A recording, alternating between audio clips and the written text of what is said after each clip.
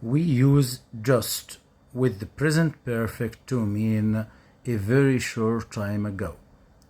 We use just after have, has, and before the past participle or verb 3 as we can say.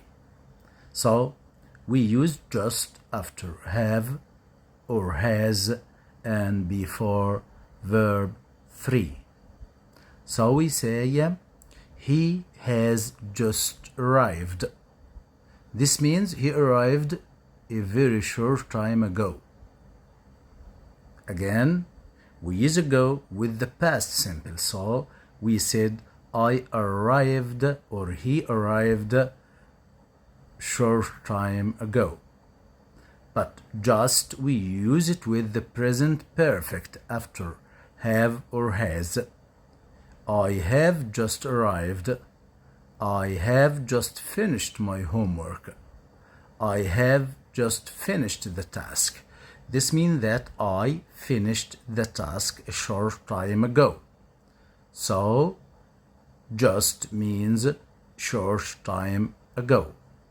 We use ago with the past simple, which is verb 2 or second conjugation of the verb, and we use just with the present perfect, which is have or has plus verb 3.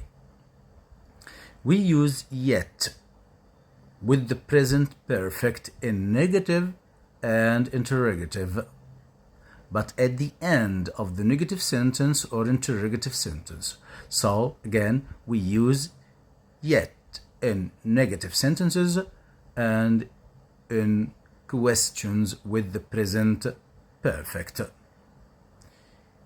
He hasn't finished yet. Take care, not yet at the end of the sentence. He hasn't finished yet. Has he finished yet? Also we use yet at the end of the question. So with yet, we use yet with negative, not yet at the end of the sentence, of course, and at the end of the question. He hasn't finished yet. Has he finished yet? He hasn't done his homework yet.